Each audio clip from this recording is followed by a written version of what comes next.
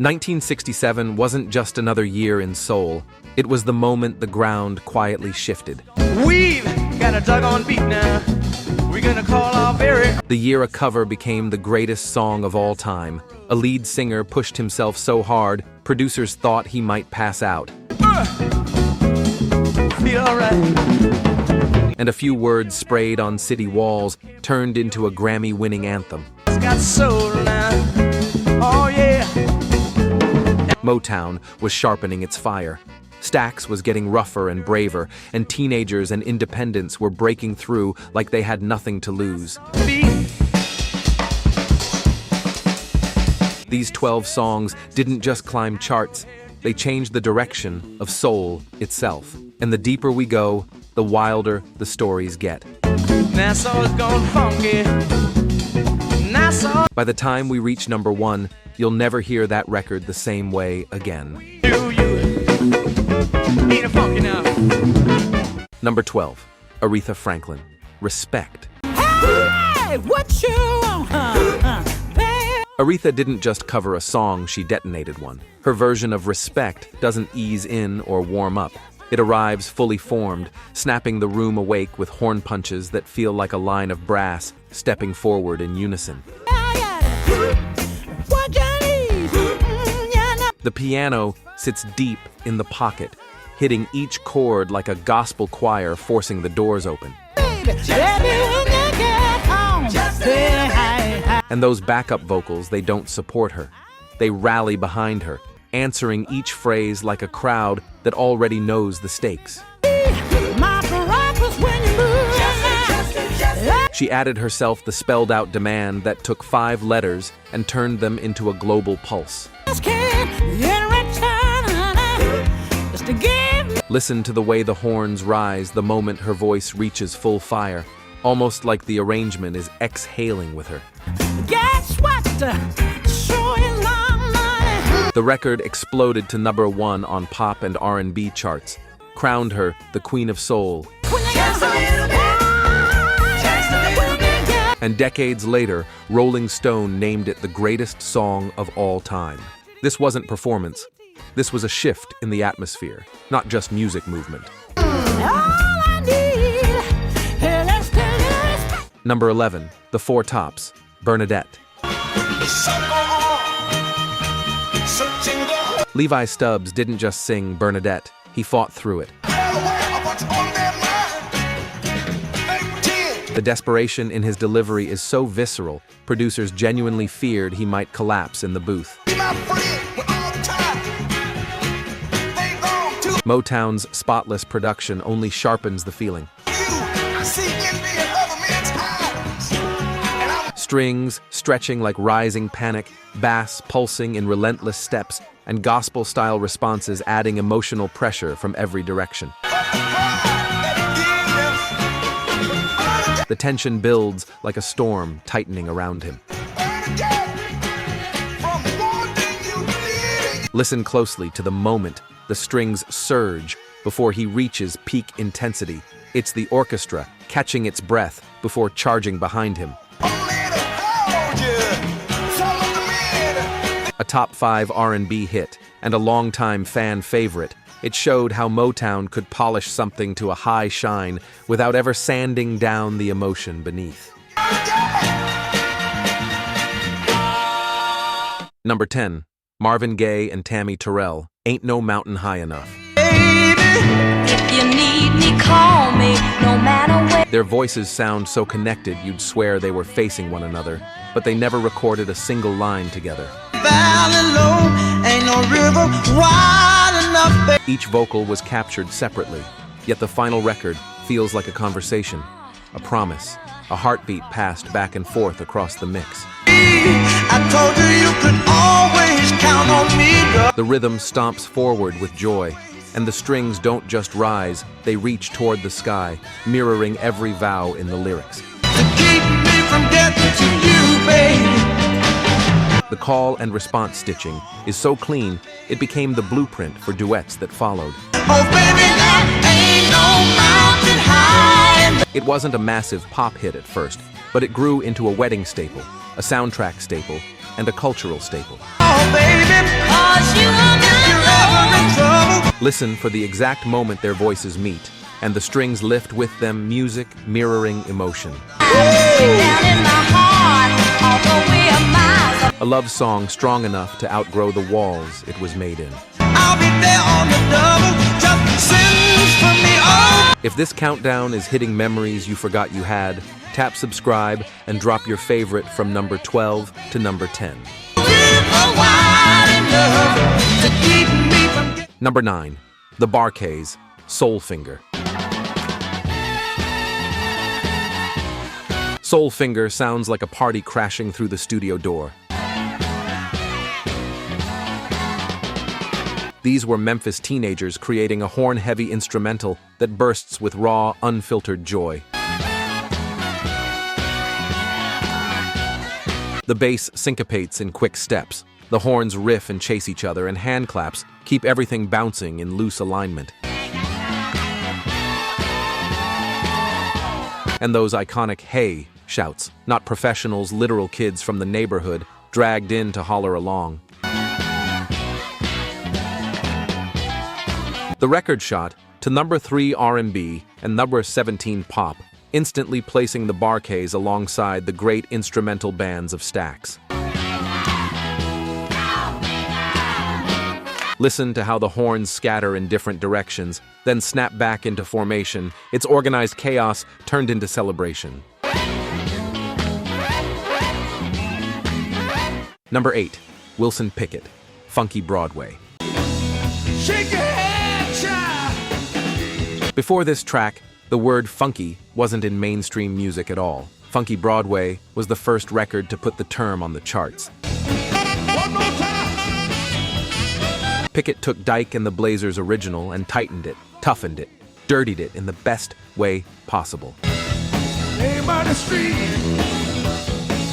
His vocals scrape against stabbing horns and swamp-soaked guitar, creating a groove that feels like it was recorded after midnight in a packed juke joint. The track hit number 1 R&B and broke into the pop top 10, but its biggest impact was cultural. It opened the door for funk to become part of everyday musical vocabulary. Listen to the guitar sliding between horn stabs. It creates pockets of groove that feel loose and locked at the same time. Number 7. The Supremes, Reflections. through the mirror of my mind, time after time. Reflections marked a change on the label credits Diana Ross and the Supremes, and a bigger change in Motown's sound. This is where psychedelic soul begins for the label. No love to shield me. Try. The Moog synthesizer buzzes with futuristic shimmer. The strings ripple like light bent on water, and the echo-laden production creates a dreamlike swirl around Diana's anchored vocal. Through the mirror of my mind, through these tears that I'm crying. This record proved Motown could evolve with the late 60s landscape without losing its emotional core. When you in my heart, as I feel. Number 6. Betty Swan, Make Me Yours. Betty Swan wrote it, sang it, and carried it straight to number 1 on the R&B charts independently. No Motown machine, no major label lift, just a warm, honest vocal floating over crisp drums and a guitar that gently punctuates each phrase. Her delivery feels like she's leaning in close, sharing something meant only for you. Listen for how the guitar quietly answers her lines without ever stepping in front, perfect restraint. After her success, Swan stepped away from the industry entirely, choosing privacy over limelight, adding a layer of mystery to the legacy the song left behind.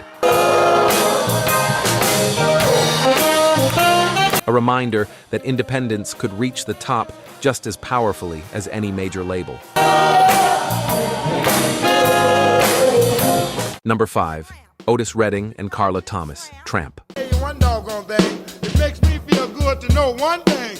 Tramp walks a perfect line between humor and soul, half spoken, half sung. It feels like you're overhearing two people teasing each other on a front porch, while a gritty guitar riff and laid-back bass pull the record forward.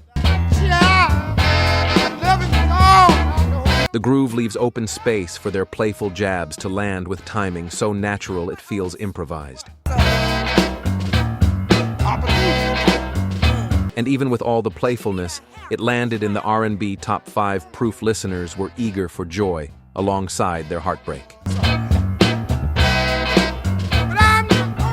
Listen to how the band leans in during each exchange. It's subtle, but the groove tightens every time they trade a line.